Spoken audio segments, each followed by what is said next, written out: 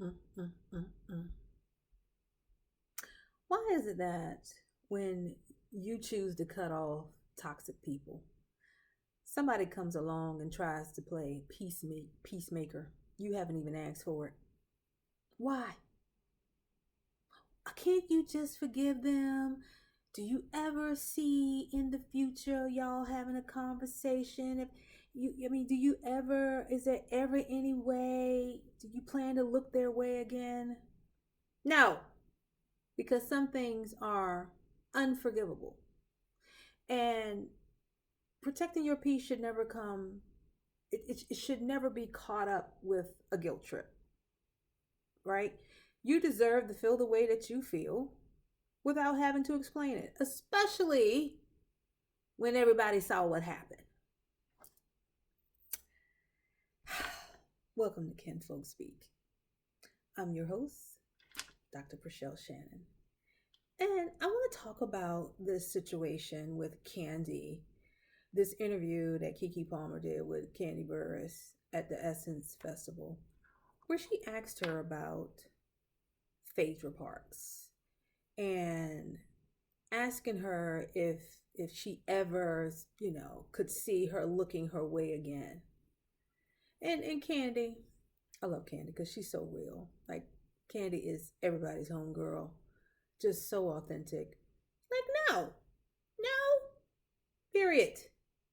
And the questioning of what, I mean, no, you don't think, did she apologize?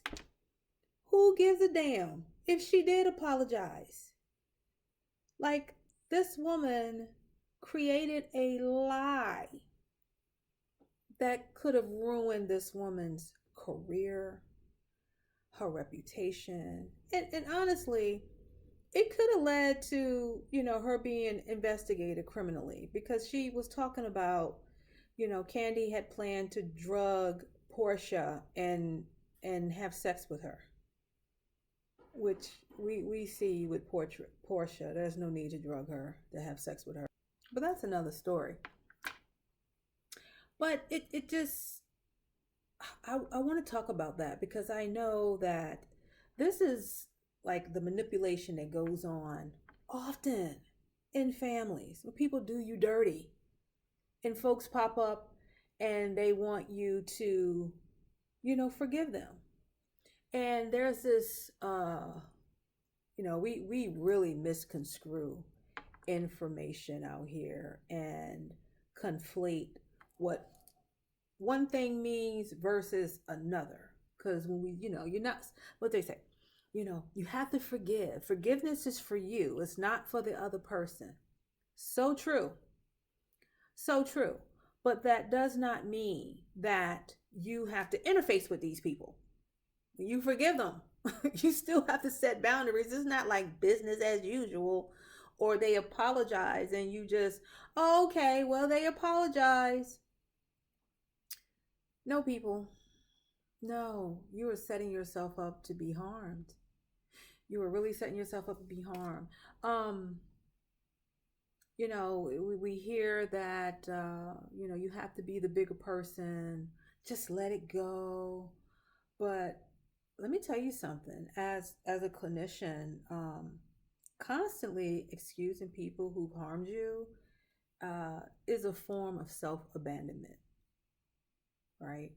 You are setting yourself up for a very hurtful, painful, bleak, blue, and dark future with relationships and how you interact with people, especially intimate relationships. You're really setting yourself up to be abused, to be misused, to be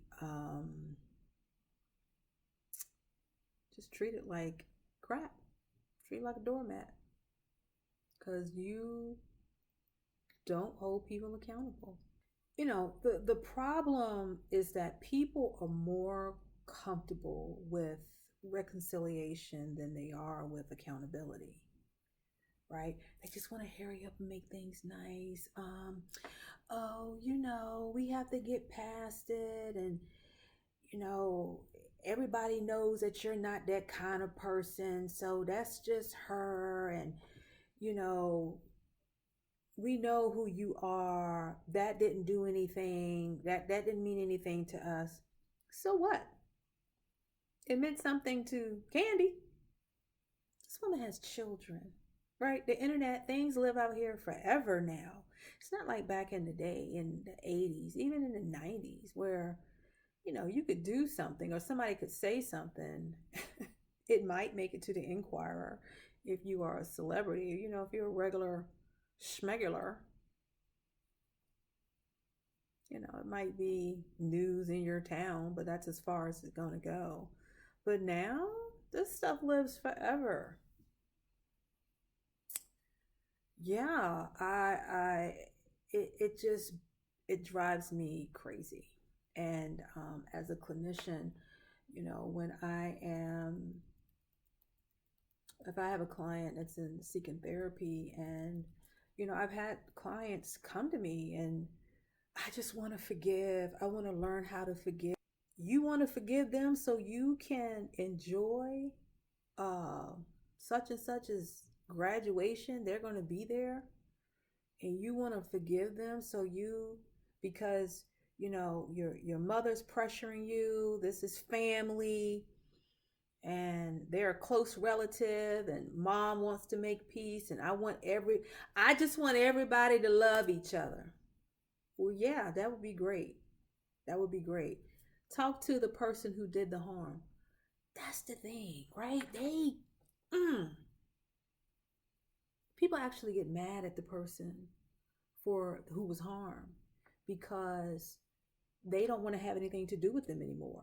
They get upset. We can't even have Thanksgiving dinner like we used to because you want to hold on to this situation. You damn right. You damn right. Because depending on what it is, this harmful behavior is dangerous. It could compromise other people in the family, people who are vulnerable, right? This may impact the next generation coming through, because we know people do some harm in family that creates generational harm. And these family secrets are dangerous, very dangerous. Now, of course, what happened with Kandi Burruss and Phaedra is they're not family, but the damage that could have come from that. And it was some damage because, people were on the internet talking about, people in social media was talking about that.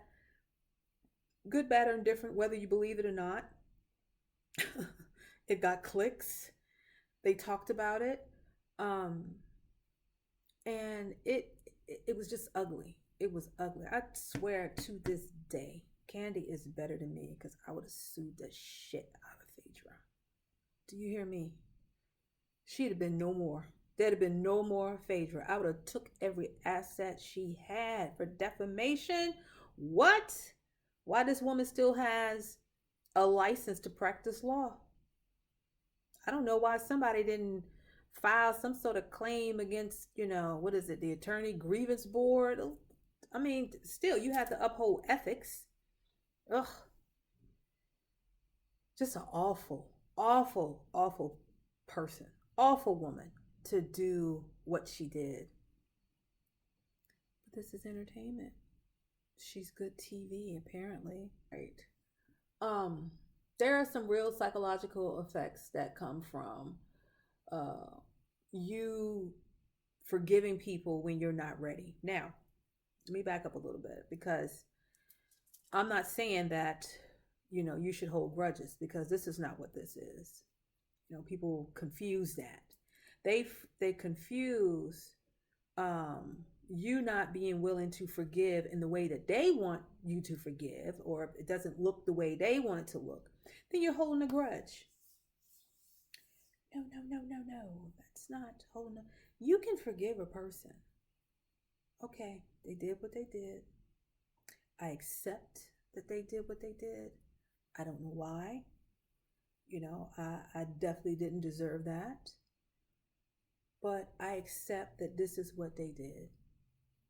I don't know what type of healing they need. I don't know what's going on in their life, but I'm going to forgive them because I don't want them to hold me hostage mentally with what they've done. Like, you're not taking up space in my head.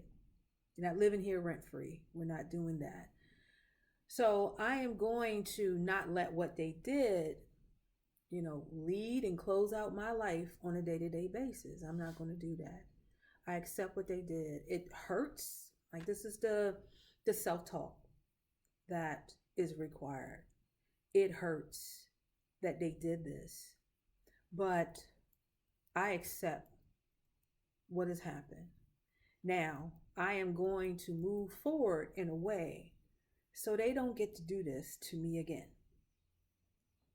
Don't want them to do this again. I don't want them to do this to me again. So I talked about the self-abandonment. When this happens, this can also bring up unresolved trauma. Okay? And depending if you had to experience this over and over again, especially if you're in a family where you have folks that, they just don't hold certain people accountable and they expect you to forgive them. This ties back into, my other video when talking about histrionic personality behavior, where you know how they are, this making excuses for people. You know how they are, and you just let it go. Just forgive them and let it go. Well, that hurt gets buried inside. That unprocessed pain. Like, if you don't do that self-talk, you don't process that, you don't have an outlet to deal with the harm that was caused to you, that gets trapped in your body. And this resurfaces, okay? So people who have PTSD, depression, anxiety, most of those people, of course, PTSD, but this is when they experience those symptoms, it is trapped trauma, right? It is when the mind has not had an opportunity to heal, or if it was something traumatized, something they did to you physically, you don't give yourself an opportunity to heal properly with enough time. And that time it's different from person to person. These things show up later on. They always do, especially when this starts at a young age, when you've been sort of conditioned in this way to forgive people who've done terrible things to you, and not being acknowledged that this was wrong, and folks not being held accountable. Personality disorders, these things happen. As you can see, I'm a little bothered by this because I see this. It's so prevalent. It's so prevalent.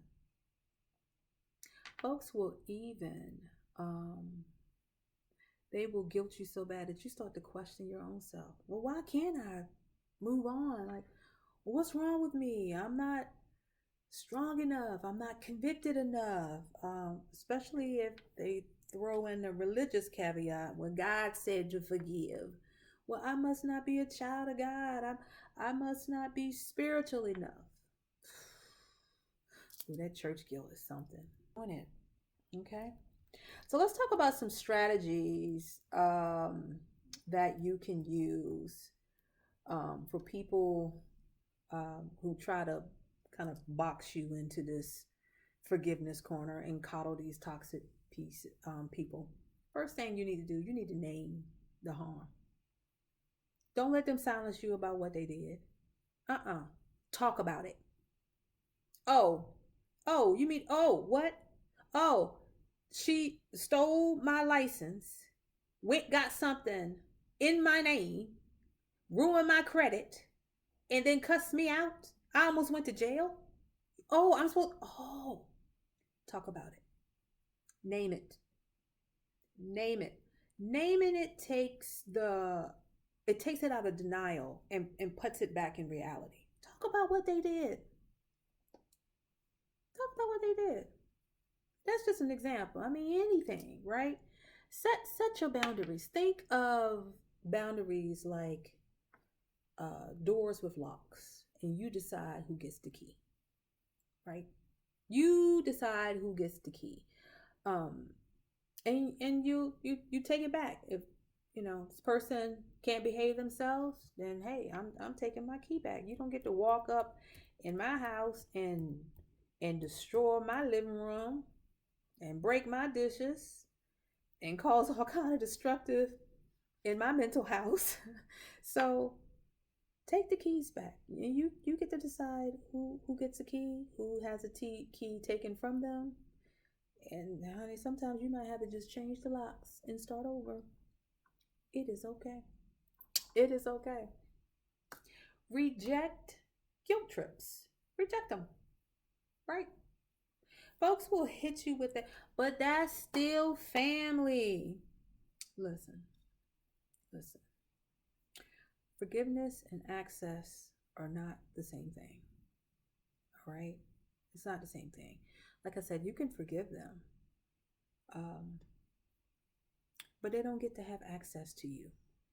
They don't get to walk up in your home and kick their feet up like nothing ever happened. Like I can forgive you in my heart. I can be okay. I can come to terms with it and still keep you blocked in my phone. You gonna stay there, okay? Anchor yourself in values. Instead of asking, am I being mean? Ask yourself, does this decision to keep this person out of my midst, does it honor my values, um, which are peace, growth, and safety? Then staying away from toxic people, that's not wrong. It's not wrong. It's in alignment with who you are and what you want for yourself. Um, Really important. Surround yourself with truth tellers. You want truth tellers in your life. You want to keep people around to remind you of the truth when you are weak. Because I'm telling you, they'll wear you down. Oh, especially holidays, they'll wear you down. Well, girl, can we just or funeral, right? You know, you never know when you're gonna leave, and we just got to forgive and love each other. hmm We do. We should forgive and love each other. But you're gonna be over there, way over there. You just don't get to do that. You don't get to just treat me any kind of way, and you don't get held accountable. You notice in all of these scenarios, and this is real, folks they don't bombard the person who did the harm, right? They don't ostracize them. It should be like 8 or 9 people coming to wear them out verbally, not beat them up. I'm not saying, I'm not saying, but I'm not saying. They may say something like, well, why you do that? I don't know what love. We family. We shouldn't do each other like that. That's probably as much as they get. It's not fair. So let me leave you with this, folks. Protecting your peace is not selfish. It's sacred. It really is. And too many of us carry the weight of being the strong one or the forgiving one. Um, healing happens when you choose yourself. Remember that, and be unapologetic about that. Okay. So the next time somebody asks you why you cut them off, tell them, because my peace is priceless, and I'm not putting it on the clearance rack. Period. All right. So don't forget to like and share this video. I hope you found it valuable. Please remember to subscribe. Don't forget, be kind to yourself first, then be kind to others. Take care.